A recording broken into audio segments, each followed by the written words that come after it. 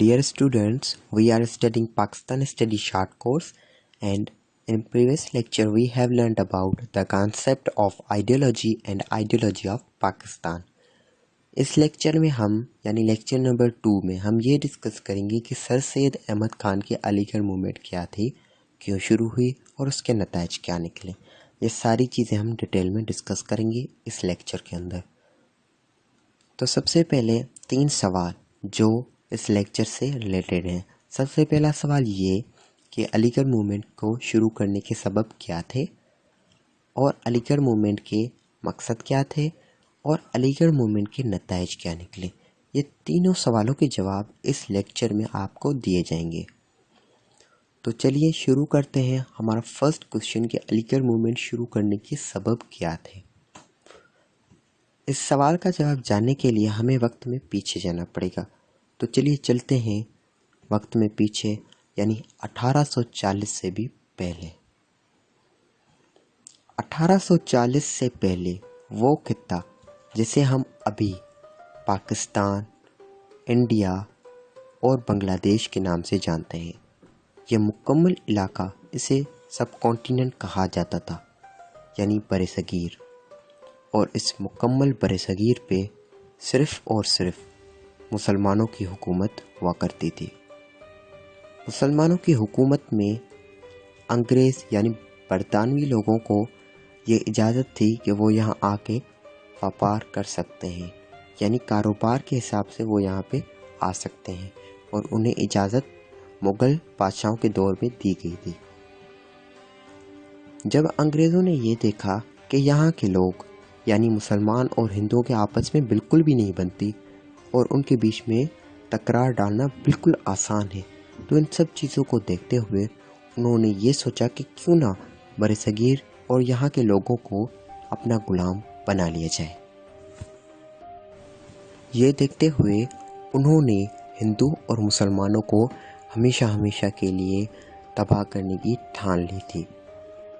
बरतानवी लोगों ने उस वक्त के मुसलमान हुक्मरान यानी टीपू सुल्तान और सिराजुद्दौला दोनों को शिकस्त दे दी, और उसके बाद वो पूरे बरसगीर पे कब्ज़ा करने लगे। 1857 में मुसलमान और हिंदू उनके कब्ज़े से तंग आ चुके थे। उन्होंने उनके खिलाफ जंग की। 1857 की उस जंग में बरतानवी हुकूमत मुसलमान और हिंदुओं पर गालिब हो गई, और उसके बाद पूरी बरतानवी हुकूमत पूरे बरसगीर पर छा चुकी थी। इस जंग को वॉर ऑफ इंडिपेंडेंस कहा जाता है। बरतानवी हुकूमत का मुकम्मल बरसगीर पर कब्ज़ा करने के बाद हिंदुओं ने उन्हें इस बात से मुतमईन कर दिया कि वो जंग में शामिल नहीं थे, और ये बात जान के अंग्रेज़ों ने उन्हें बहुत बड़े ओहदे दिए और उन्हें अपने साथ हमवार रखा। बल्कि उसके उलट मुसलमानों से बहुत बदतर जुल्म किया गया। मुसलमानों के घर जलाए गए और उन्हें नौकरियों से निकाल दिया गया, और मस्जिदों और मदरसों पे हमेशा के लिए ताले लगा दिए गए, और बहुत से मुसलमानों को बेरहमी से मारा गया, और उनकी प्रॉपर्टीज़ यानी उनकी मिल्कियतों को ज़ब्त कर लिया गया। और जो मुस्लिम बच्चे स्कूल जाया करते थे उनको हमेशा स्कूल जाने से रोक लिया गया। ये सब देखकर मुसलमानों के एक अजीम रहनुमा सर सैयद अहमद खान ने अलीगढ़ मूवमेंट शुरू की, जो कि उनकी एक तहरीक थी मुसलमानों के खोए हुए मकाम को वापस हासिल करने के लिए। सर सैयद अहमद खान की वो तहरीक जिसे अलीगढ़ मूवमेंट का नाम दिया गया, वो तहरीक ना सिर्फ मुसलमानों के तालीमी बल्कि मुसलमानों की समाजी, माशी और मुसलमानों की हर तरह की, यानी मुसलमान कौम को बढ़ाने और तरक्की करने की हर तरह की कोशिश की गई अलीगढ़ मूवमेंट में। अलीगढ़ मूवमेंट को समझने के लिए हमें 4 हिस्से इसके करने पड़ेंगे। तो सबसे पहला हिस्सा, वो हिस्सा जिस पे सर सैयद अहमद खान का सबसे ज़्यादा ध्यान था, वो था एजुकेशन यानी तालीम। सर सैयद अहमद खान ने अपनी इस तहरीक में तालीमी खिदमात को सरअंजाम दिया। उन्होंने मुसलमानों की तालीम पे ख़ास ध्यान दिया। उसके बाद उनकी अदबी खिदमात, यानी सर सैयद अहमद खान ने ना सिर्फ तालीम बल्कि उन्होंने अपने अदब यानी लिटरेचर को इस्तेमाल करते हुए उन्होंने मुसलमान कौम की मदद की।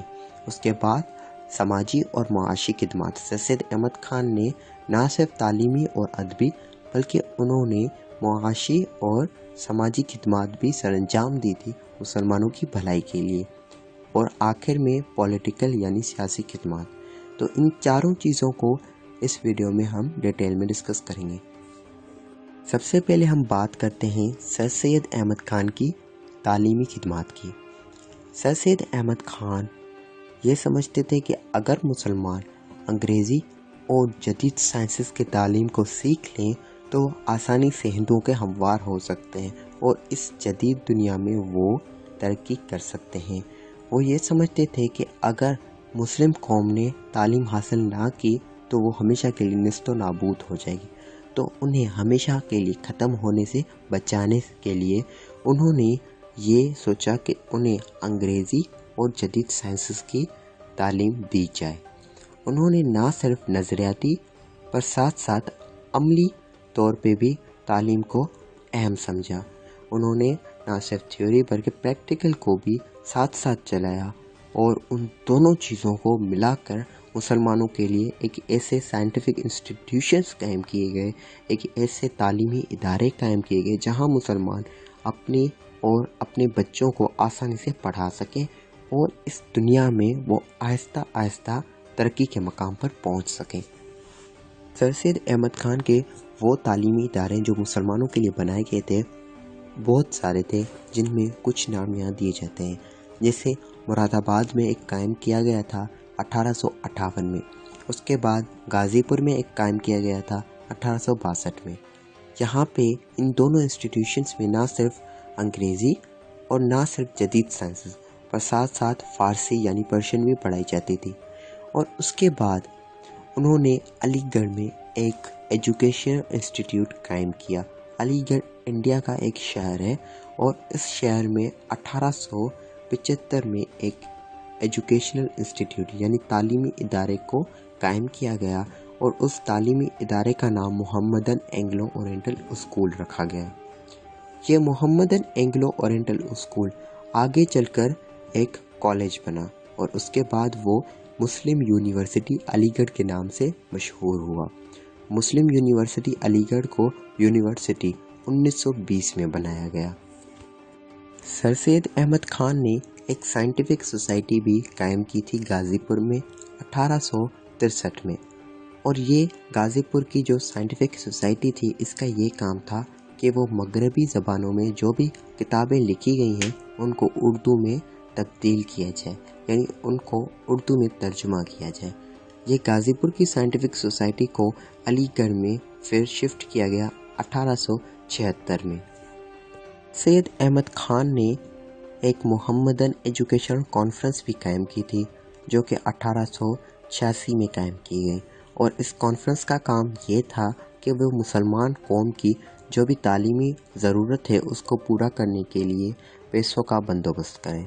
یہ سب انسٹیٹیوشنز انہوں نے مسلمانوں کی بھلائی کے لیے قائم کی تھی۔ یہ تھے ان کی تعلیمی خدمات۔ سر سید احمد خان نے ساتھ ساتھ ادبی خدمات بھی سر انجام دیں، کیونکہ سر سید احمد خان ایک بہت اچھے مصنف تھے اور انہوں نے بہت ساری کتابیں اور رسالے لکھے۔ سر سید احمد خان نے اس ادب کو استعمال کیا قوم کی بھلائی کے لیے، یعنی مسلمان قوم کی ترقی کے لیے انہوں نے بہت ساری کتابیں اور رسالے لکھے۔